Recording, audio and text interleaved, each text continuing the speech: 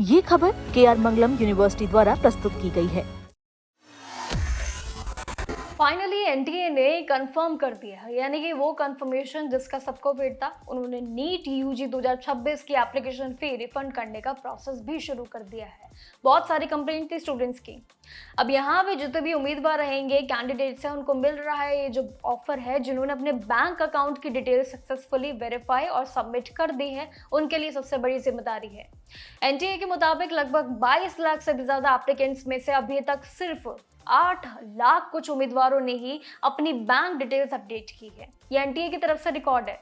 लेकिन पहले ही जो वार्निंग दी गई थी, अगर अकाउंट नंबर, आईएफएससी कोड या फिर कोई और बैंकिंग इंफॉर्मेशन अगर गलत हुई तो रिफंड आपका रुक सकता है, इतना भी तय है।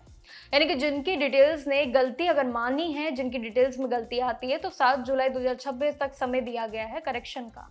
एनटीए ने इस पूरे दावे के बाद कई स्टूडेंट्स परेशान जरूर है, लेकिन उन्होंने सोशल मीडिया प्लेटफॉर्म यानी कि एक्स ट्विटर पे जरूर अपनी बात जाहिर की है, गुस्सा भी जाहिर किया है, जिसपे एनटीए लगातार जवाब दे रहा है। कई स्टूडेंट्स का ये कहना है कि उनके दोस्तों का यानी कि जुलाई के शुरुआत में ही पैसे मिल गए हैं, लेकिन उनका रिफंड अभी तक नहीं आया है, वो अटका हुआ है। कुछ उम्मीदवारों की कंप्लेंट्स बड़ी अलग अलग है। उन्हें काउंसलिंग फी में रिफंड नहीं मिला है, उनके दोस्तों को, बाकी साथियों को मिल गया है। वहीं कुछ उम्मीदवारों की कंप्लेंट्स भी बड़ी अलग है। उन्होंने काउंसलिंग फी में रिफंड नहीं मिला है, ऐसी उनकी शिकायतें हैं। और कई बार बैंक डिटेल्स अपडेट करने के बाद भी उनका केस ये सॉल्व भी नहीं हुआ है, जो एनटीए लगातार उन्हें बता रहा है।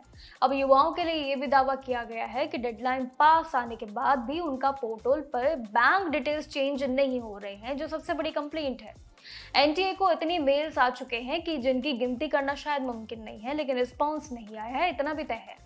अगर आपको भी अपनी बैंक डिटेल्स चेक करनी है, अपडेट करनी है, तो इंपॉर्टेंट है कि डिटेल्स जान लीजिए। इसका तरीका काफी सिंपल है। सबसे पहले आपको ऑफिशियल पोर्टल पर जाना होगा, neet.nta.nic.in की बैंक अकाउंट डिटेल्स में जाना, कंफर्मेशन अपडेशन, उस पे ऑप्शन पे जाइएगा। 2 ऑप्शंस आपको मिलेंगे। इसके बाद अपने एप्लीकेशन नंबर एंड पासवर्ड, ये 2 जरूरी है। इसके जरिए आप अपने लॉगिन प्रोसेस में ध्यान दे सकते हैं। मोबाइल पे आए ओटीपी वेरीफाई जरूर कर लेना। और अगर मान लीजिए कि आपकी पहले से भरी हुई डिटेल्स सही है, सही मानी जाती है, तो चेक बॉक्स पे टिक करते ही कंफर्मेशन बैंक डिटेल्स पे जरूर क्लिक कर देना।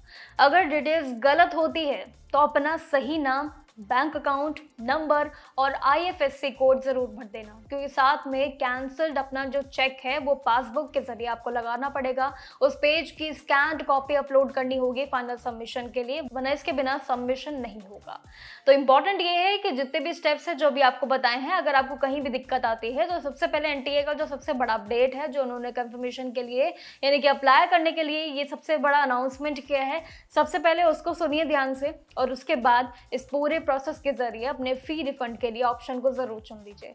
देखिए डेडलाइन करीब है, इसलिए बिना समय गवाए इस ऑप्शन को जरूर देखिएगा। बाकी आपके भी जो साथी हैं जिनका फी रिफंड अभी तक नहीं हुआ है, तो वो भी आपके साथ जरूर जुड़ के पूरे काम में जुड़ सकते हैं। बाकी जानकारियों के लिए जरूर देखते रहिएगा जागरण जोश।